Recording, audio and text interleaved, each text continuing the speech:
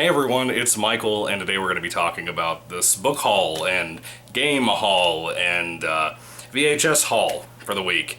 For Goosebumps, of course, and it's going to be fun. I have one particular thing to start off the video with that I'm really excited about.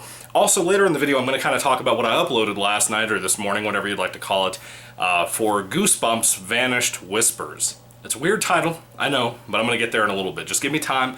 I'll talk about it at the end of the video in case you just wanted to watch this for, the haul stuff. So, if you want to, stick around and I'll talk a little bit about that later on. Anyway, the first thing I want to talk about here today on the haul, I didn't get a whole lot this week. I sort of kind of did, but not really. It's more bulkier items. But still, the first thing I got, I've recently wanted to play this. It is a video game.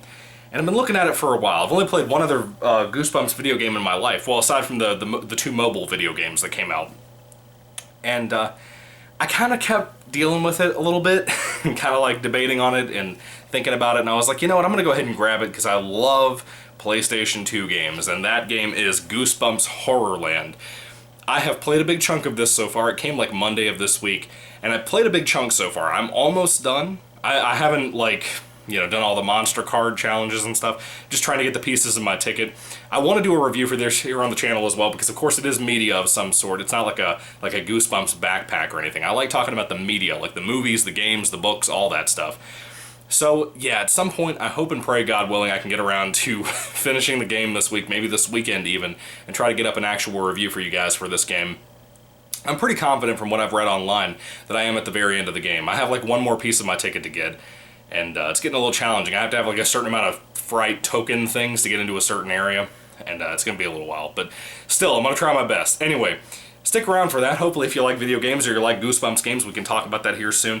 Really fun playing PlayStation 2 again, man. I love PlayStation 2. I grew up on the PlayStation 1 and 2. I didn't have a Nintendo 64. Didn't have an NES or an SNES when I was a kid in the 90s. Had a PlayStation 2 and a PlayStation 1. And of course like Game Boy and DS and all that. But for my bigger consoles, they were always PS1 and 2. And then I got an Xbox and then a 360 and so on and so on.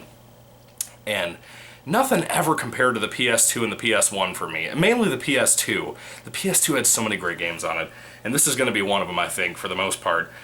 From at least what I would say so far right now. I don't want to tell you too much because I don't want to spoil my review for you coming up soon. But it's probably going to be a pretty positive review. But anyway, let's go on to the books that I got. Now, there is one particular reviewer who always comments in my comment sections about this particular book. I think he will be very excited about this. I'm pretty excited and odded out by this. Is odded a word? Weirded out, I guess would be what I'm trying to say. Anyway, Goosebumps HorrorLand Special Edition. Oh, it doesn't say what Special Edition is. Anyway, it's number 16, Weirdo Halloween. I got this copy directly from Amazon's company, and they literally just stuffed it in the envelope, and the corner's bent up here. I don't know if you can see that crease there, but it's also bent down here, man. I was so mad. This happens to me every time that I order something online. Biggest majority of the time I get stuff that has creases on it. Really bummed out. But it's essentially a brand new copy of the book. I tried to flatten the creases out as best I could. If I find a copy in a store, I'll probably buy it, just to have a more perfected copy. Not that any of my copies are perfected as it is in my collection for old Goosebumps books, but still, I like this. Hopefully this will be kind of cool. I noticed something weird. I kept thinking the book felt really thick, and I was like, is this a bootleg copy or something? No, this is really surprising. This is like the only Goosebumps book that's just in the middle of an era, line, whatever, that's not like Goosebumps Wanted the Haunted Mask, which is close to 250 pages. But that's like its own thing. It was supposed to start off the Most Wanted series, and then it's kind of its own thing, but not really at the same time. But this book is just a random book in the middle of the HorrorLand series, closer to the end since it's number 16, and there's like 19 of those. This is a 214-page Goosebumps book, which I know a lot of the special editions tend to be like 170, 175, The Haunter was like 170 for the Most Wanted line. I'm really curious about what this is going to be like. I heard this was really gross from the person I talked to in the comments down below. Yeah, this was... I didn't want to pick this up when I saw it in the stores all the time because of this weird baby Halloween monster thing. But that cover is really cool. I dig it with the candy and stuff. It's so colorful. This is what we always loved Goosebumps for. This, and then back in the day we had the scary covers like Night of the Living Dummy. But anyway, Weirdo Halloween, man. I'm really curious what this is going to be like. Hopefully it's really good. Hopefully it'll be a really good one. The next book I got was a classic book. It's number 32. I remember seeing this in my elementary school library when I got into Goosebumps way back in the day, in the 90s. Late 90s, early 2000s, somewhere in there.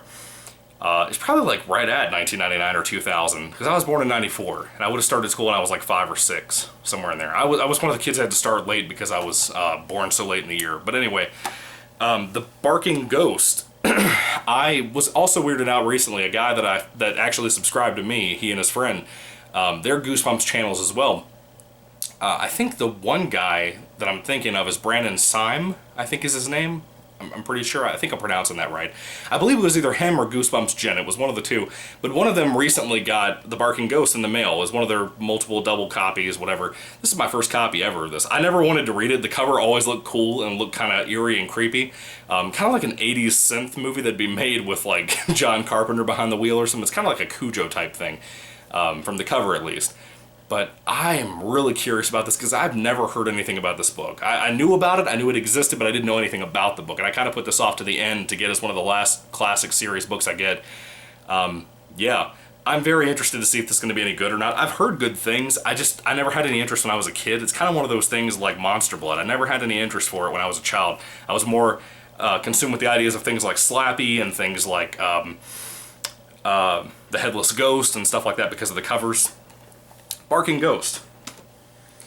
We have, let's see, 3 more books. This one is Goosebumps HorrorLand, but it's not the first book in the series. It's actually kind of been released apparently in the middle of the series. I didn't know that when it was coming out in like 2008 to 10 or whatever, however long it took for the Horrorland books to be written and come out. But this is Goosebumps HorrorLand, Welcome to Horrorland, a survival guide. I got one of the cool metallic looking covers. I dig that. And not all the Horrorland books that you can get now have this, and that's kind of a bummer. I guess when they did later reprints and stuff, after the books were completed, they stopped putting like that cool, like shiny, tinfoil Pokemon card type of thing on there. But this has it, and I'm pretty excited about that. I saw Slappy on the cover. I didn't realize he was in this book when I was trying to read the Slappy books in order a while back, and I'm still trying to do that. I'm kind of waiting until Halloween time. I might go ahead and read this sometime soon. I'm not sure when, but I might try to. I don't understand exactly what this is. When I looked through it, it looked like it's kind of like your typical survival guide type book. It says it's a survival guide. It's Horrorland. It has Slappy. I'm all down, man. I'm totally in for that. I love Horrorland, and I love Slappy, my favorite villain, as you can see right there, back there. Anyway, Goosebumps Series 2000 number 22, Full Moon Fever. I did not realize this was in my Series 2000 list that I have on Amazon. Basically every Goosebumps book that I need, I have on individual lists. Like there's the classic series that, by the way, I only have like 4 or 5 of those left to get, which I'm really excited about. Hopefully they come in the mail safely. I haven't ordered them or bought them yet, but hopefully when I do, hopefully they'll get here safely and I'll be able to read them all and talk about them one day. But I have like a Series 2000 file or list, whatever, on Amazon. I have some Star Wars books in the list that I want, that kind of thing is what I'm describing. But I don't have many Series 2000 books or classic books left to get. I have a lot of Horrorland, like 3 Most Wanted books, I think. I have that one TV book that's killing me, Attack of the Jack-o'-lanterns. I'm never going to find that TV book. I'm convinced of it. If I do, it'll be by pure chance. Just finding some person off the side of the street that happens to have it. But I saw this on my Series 2000 list anyway, and I was kind of like, I wonder if that's going to be any good. I like werewolf things. But the thing is, werewolf stuff always lets me down. Not so much in Goosebumps. I haven't read any werewolf things as far as I remember, at least currently. And a lot of werewolf-type movies let me down. Like they really do. I wish we could have like a werewolf movie that was along the lines of something like The Lost Boys. The Lost Boys was going to introduce that in like the 3rd film.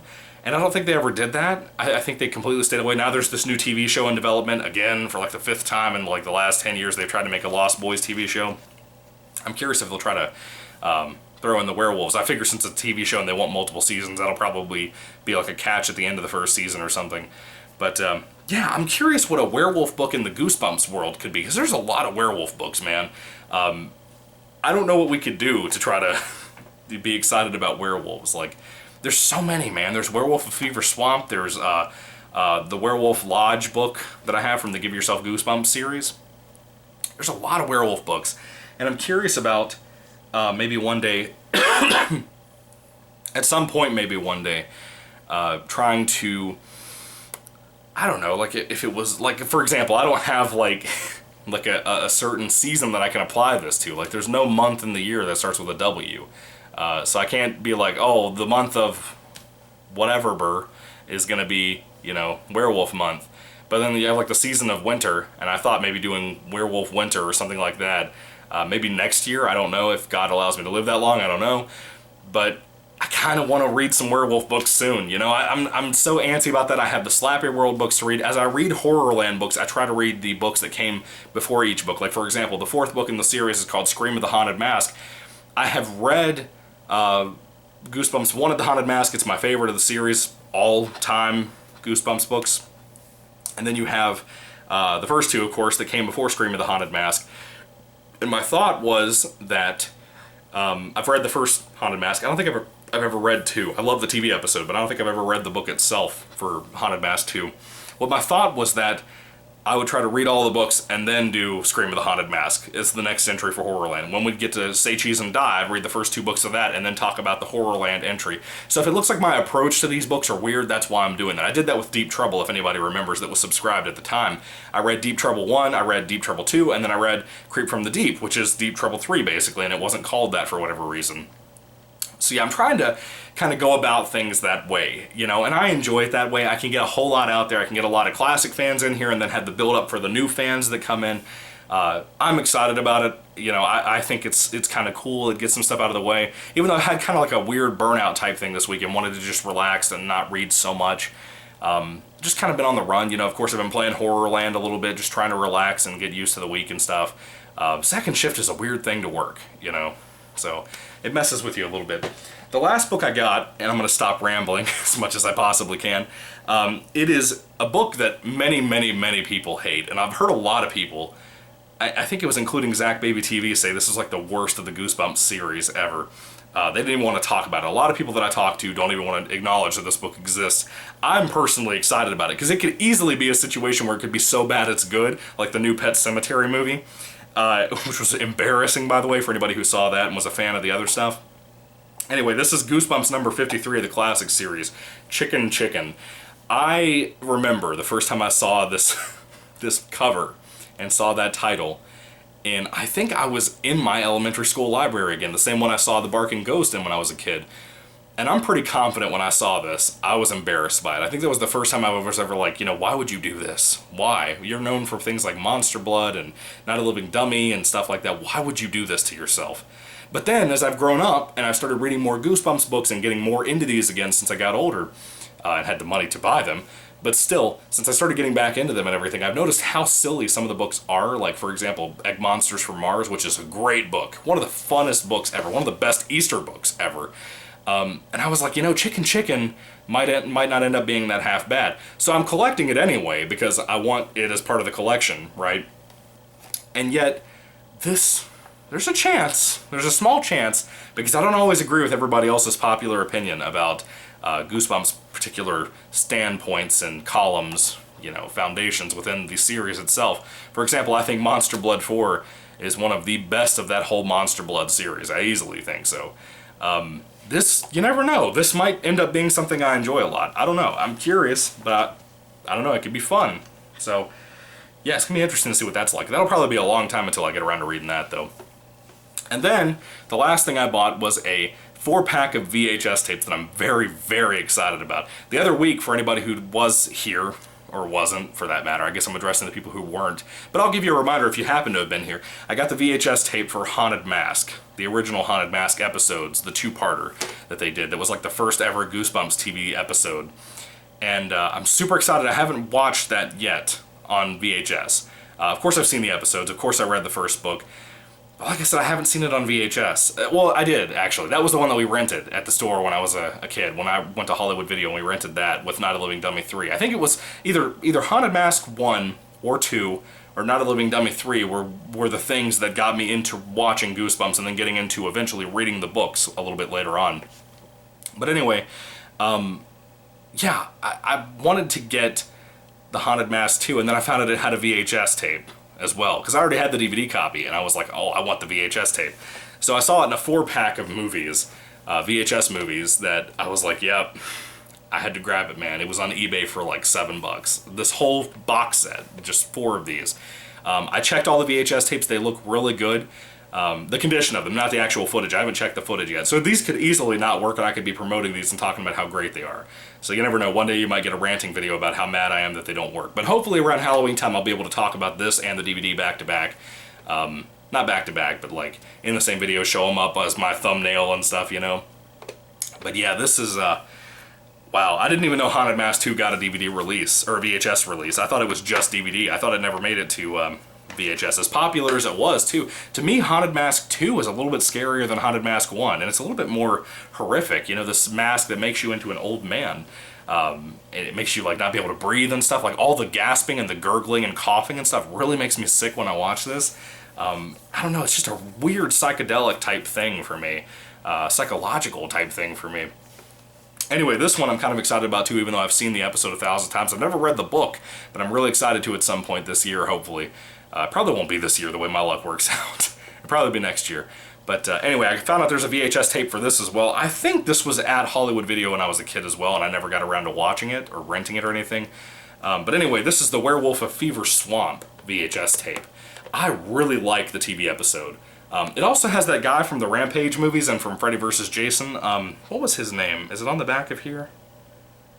Yeah, it's not on the back of the box, but I don't know if it's the main character or the best friend in the New Neighborhood kid, but one of them is the kid from Freddy vs. Jason and from the Rampage movies. If you happen to have seen those are awesome. Those are so good.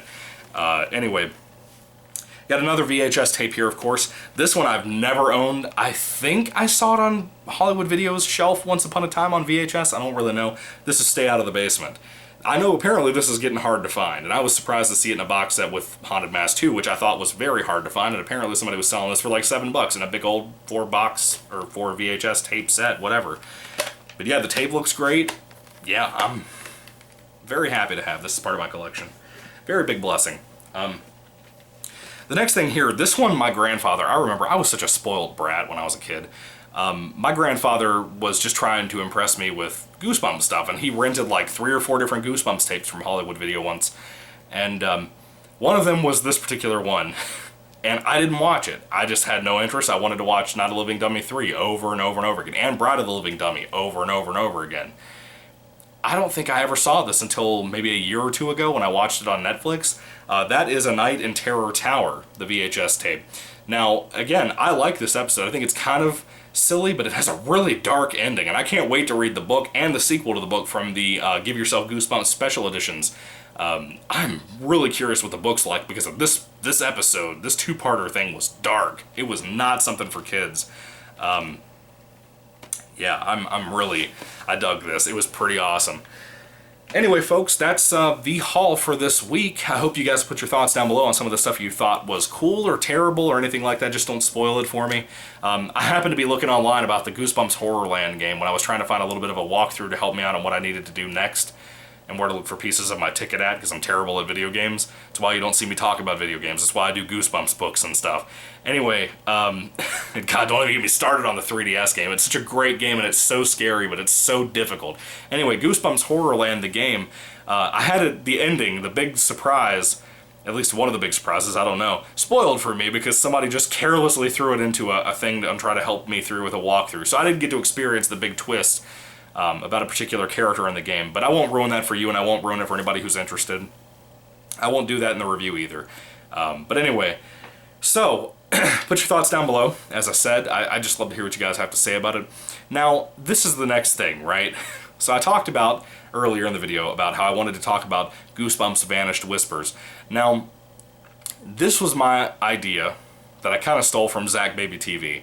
And I admit that firmly because it was a great idea and I never thought about this.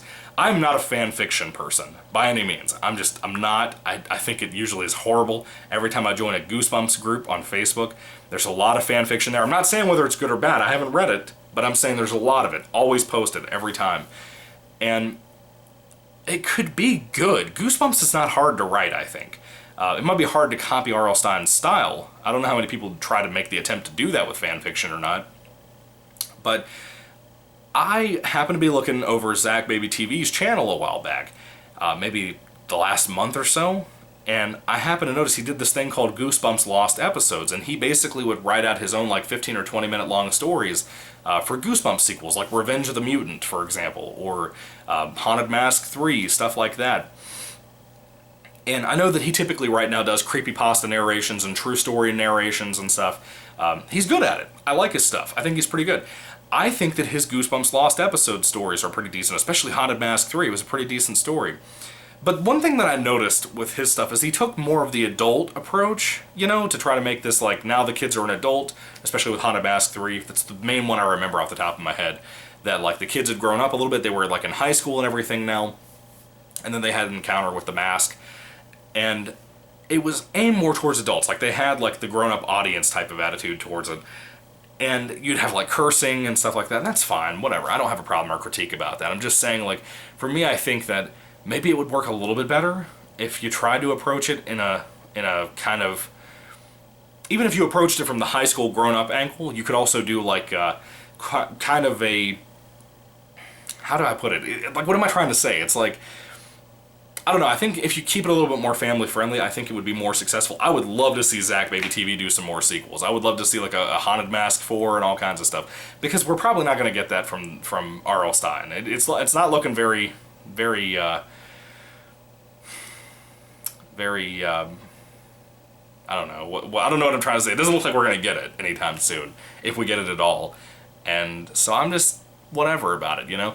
But then I got this idea for a story that the more I thought about Zach Baby TV's premise of making his own episodes and the fan fiction idea, and of course I love Mayuji's music, which you can use royalty free here on YouTube. And I used to do some creepypasta narrations back in the day, and I deleted all my videos on an old channel and stuff. So I kind of went back and forth on this for about a month or so, and I was like, you know, if I can come up with a relatively decent title that I enjoy, that could be kind of ominous and cool, to me at least, then I'll go with it. And I came up with Vanished Whispers, and the idea of like, these are whispered tales that have vanished, that they may have existed, they may have not existed, we don't really know. So I thought it was kind of ghostly enough that maybe that would be a decent title for my series. Of course, they're based on R.L. Stine's creations. Of course, I'm not going to monetize them, because I don't think I deserve to make money off somebody else's property. It's just not fair. But I had this idea for a story at my work the other day, and it just hit me in this way. I was like, I gotta do this. Like, if I only make one, I have to do it. And it's gotta be at Halloween time. Like, whether it be on Halloween or around Halloween, I just knew that I needed to do it. Like, it's gotta be something that I thought could be really fun and really cool, and something that might interest people a lot more than I think. Because, like I said, I want to take a more horrific approach for Goosebumps, but I want to kind of still write it like how R.L. Stine writes. I want to keep it in that same tone, that same manner. Not as jokey as he tends to get, even on the lighter heart moments of things like Haunted Mask. But still, like, I want to approach it in a really cool way. I don't want to tell you what stories I'm planning on trying to use here. There may or may not be some cameos from other monsters and stuff involved here. I don't want to tell you too much. It's not going to be like an individual property. It's not going to be like my own, like, Goosebumps tale. It's not going to be like that. I mean, I guess it is, but it's not like my own monster tale, you know? Like, I took a PlayStation and brought it to life or anything. It's not going to be like that, you know? So I'm excited for it. I hope that you guys get kind of excited for it too. Maybe some other guys will put their own stories together or something for this Halloween or October or whatever. Again, I don't know exactly when in October I'm going to try to release it. I haven't written anything. I just have notes and ideas for what I want to do. I don't know how long it's going to be. I don't know if it could be like a half an hour or shorter or possibly longer, which I don't want to do something too long. But it's probably going to take a little while to kind of gather together and make it. Just, again, I'm going to try to work through it piece by piece, write a little bit of work on my breaks and stuff, try to get it together. I think it could be fun. I'm pretty excited about the story idea that I have. I think it's kind of one of those fun type things that we need more in Goosebumps, at least in the fan fiction area, because a lot of fan fiction either becomes a little too adult, not saying Zach Baby TV's is, but a lot of the ones I think that I see online and like in Goosebumps groups and stuff, either have nothing going for them at all sometimes, or they're just over-the-top gore and violence, and it doesn't work for me either when it comes to Goosebumps. But I had a pretty cool idea, I think. But we'll see one day. We'll see. I'm not trying to brag or anything. It might end up being horrible. You never know with the execution. You can have an idea and not execute well on paper for a story that you narrate. But still, guys, Let me know down below what you think about this idea for Goosebumps Vanished Whispers. Do you have any story ideas that you're working on to do your own little fan fiction type thing? I think it'd be cool to see other people do some more, or see especially Zach Baby TV come up with some more. I know it's got to be difficult, but again, you don't have to stick with a canon or anything. I know a lot of people prefer that, but I don't think you have to. So you could easily just come up with a new story off the top of your head. But yeah, hopefully you guys will stick around and check that out one day. Yeah, I don't know, I'm just excited about it. I think it's a cool project. I don't plan on sinking too much time into it. But fractions, you know, fractions will get you through stuff. But anyway, thank you guys for watching this week. I'm sorry for making such a long, rambly video this week, but sometimes people like long videos, sometimes they don't. Doesn't really matter. As long as we're having fun, that's all that matters. Anyway, thank you guys for watching this week. May the Lord Jesus Christ bless you guys today, and goodbye. And by the way, thank you all the new subscribers. I'm just getting out of nowhere. Like, I'm almost at 75 subscribers. That's almost like 10 more than I had last week. I don't understand what's happening, but I'm very thankful for it. I can't believe how many people are coming to the channel. I mean, 75 subscribers is not very much, you know? But for me, as a small channel who's only been doing this since like March, that's pretty good, I think. And it's not because of me, it's because of you guys and all of us having fun talking. Anyway, thank you guys, God bless you, and goodbye.